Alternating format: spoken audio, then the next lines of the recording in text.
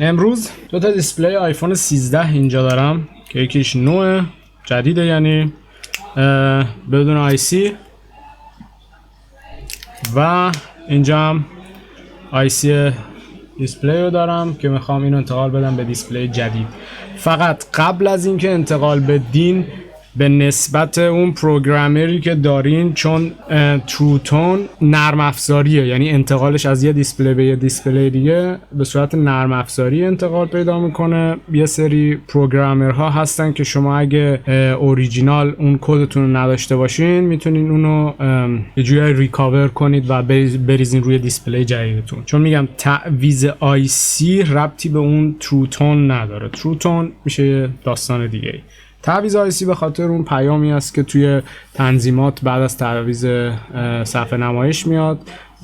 آی سی است که روی دیسپلیه که اون ارور رو نداشته باشیم، یعنی شما اصلا مهم نیست دیسپلیتون اوریجینال یا غیر اوریجینال باشه، اون ارور همش به این آی سی بستگی داره، چون این آی سی مچ شده با برد دستگاهتون. و اینکه اصلا حالا شما دیسپلی کپی داشته باشین، دیسپلی اوریجینال داشته باشین، مثلا مهم نیست، اطلاعات توی این چیپ قرار داره. یعنی میتونید با انتقال این چیپ به روی دیسپلی جدیدتون اون ارور رو بردارین. مراحل تعویض خیلی پیچیده و خاصی هم نداره. انتقال آی سی رو در میاری، ریوال میکنی، میذاری روی دیسپلی جدید. فقط چیزی که خیلی مهمه که کابل دقیقاً پشت دیسپلی هست ایزوله کنید، حتما چسب ضد حرارتی بزنید، سیلیکون بذارید زیر کابل که دیسپلیتون نسوزه، از اون سمت لکه زرد نیفته توش، دیسپلی نسوزه.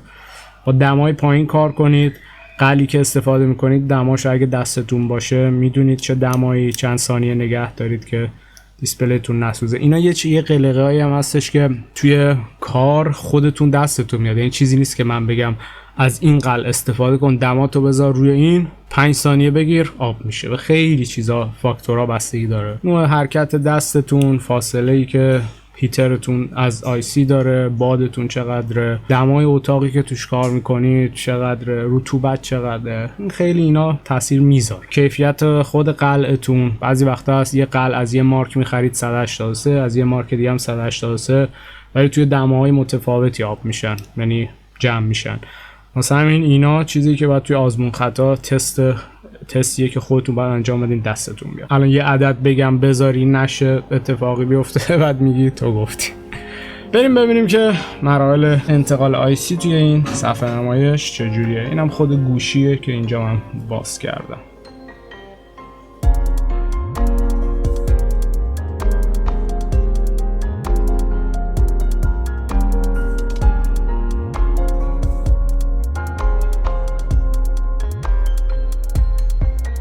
اولین کارم اینه که میریم اینجا زیر میکروسکوپ، این سطح رو اول چک کنید صاف تمیز باشه، این بین اینا قلعی چیزی نباشه، تمیز باشه. خیلی مهمه، چون که زمانی که اینا تراشیده میشن این لاهاشون ممکنه که قلعی چیزی پرت شده باشه، باعث اتصال کوتاه بشه. بعدا فعلا اینو میذارم کنار، کاری با این ندارم. ببین تا اونجایی که میتونید هیترتون رو نزدیک آی سی بگیرید با باد خیلی کم.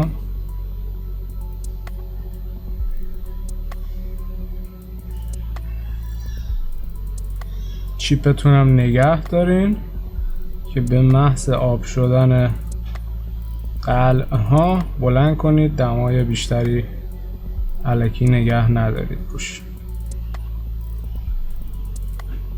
تمام شد.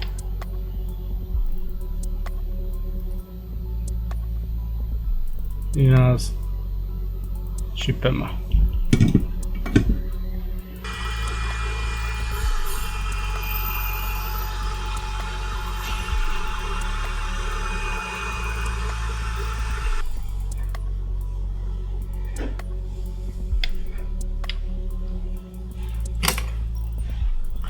اینجا رو ببین چسبایی که اگه باقی مونده رو تمیز میکنم.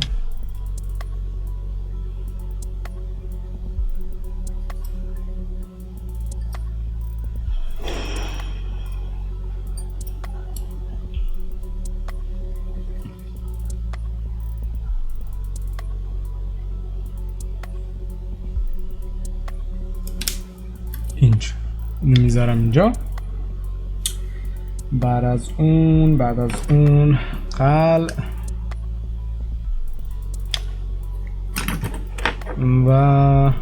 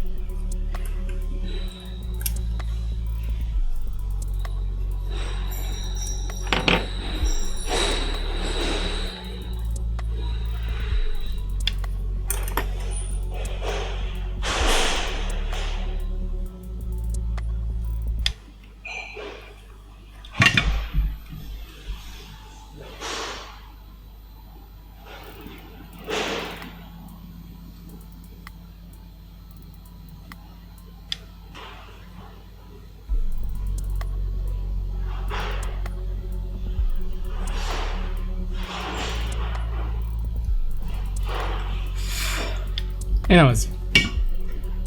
با یه بروسی که یه ذره سفت‌تر باشه اول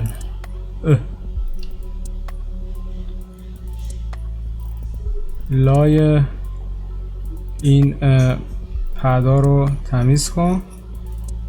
ببین مثلا اینجا اگه قلعی چیزی ریخته باشه با یه بروس یه ذره زبرتر، بروس فلزی نه، بروسی که فقط یه ذره زبر باشه. این بین رو که تمیز کنی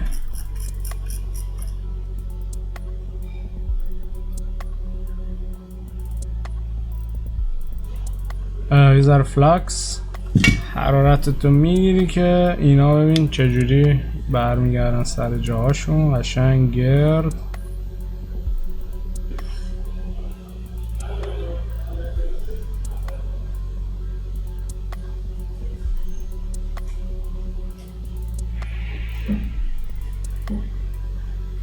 این صورت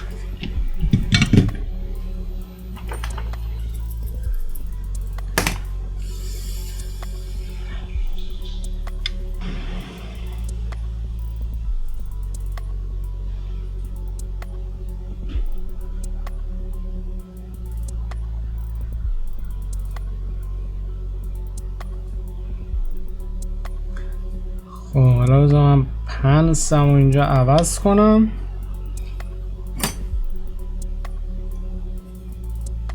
پنس جدید. شاید بگیم فرقش چیه؟ فرقش اینه، میبینید مینیمال این کجه. اگه میپرسین که از کجا گرفتی، اینا رو من میگیرم این شکلی نیستن، اینا رو خودم اونجوری که میخوام استفاده کنم چیزشون میکنم. مثلا اینجوری یه ذره خمشون میکنم، میتراشم اینجا رو سنباده دستگاه گرایندر، میسابونم اون چیزی که میخوام رو در میارم. مثلا این صافه، این دوتا یعنی در اصل یه مدلن دیگه، یه شکل و یه مدلن. ببینی بعد خب اونجوری که میخوام اینا رو درست میکنم واسه کارم. خب این آقای IC رو میذاریم اینجا به این صورت.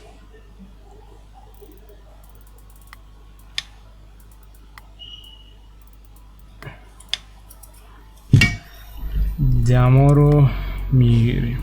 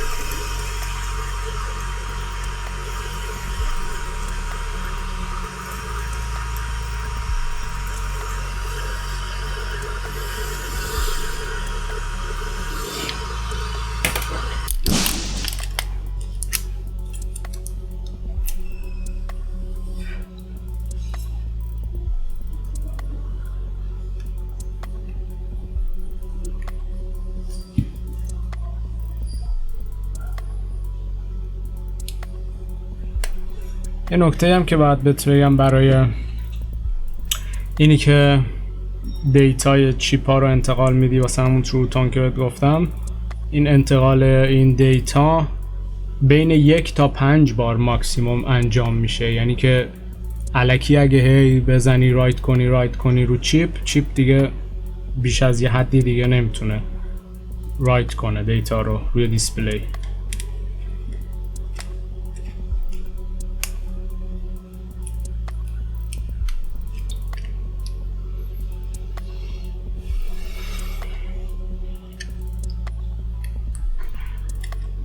این لبه اینجا رو میبینی این میره پشت اون قسمت گیر میکنه.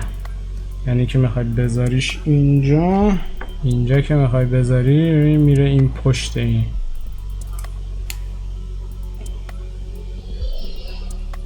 پیچا رو بستم و یه چیزی هم که میخواستم بهت نشون بدم، اگه میبینی لنز دوربینت اینجوری کثیف میشه، یه تیکه چسب برمیداری، چسب 2 طرفه، هر چیزی که داری، این چسب که برداشتی این چسب 2 طرفه بستم دور این پنسم.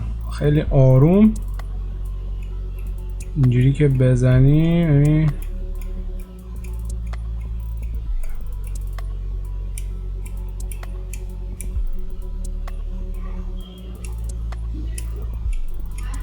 این لنزت رو میتونی تمیز کنی.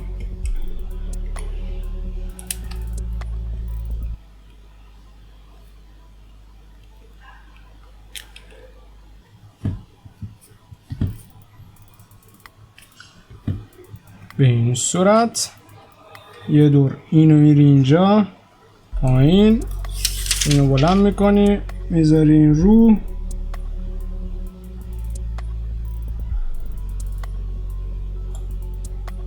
و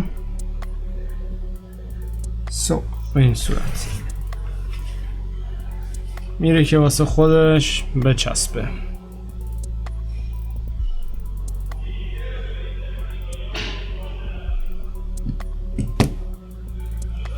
تمام. این از دیسپلی جدید ما.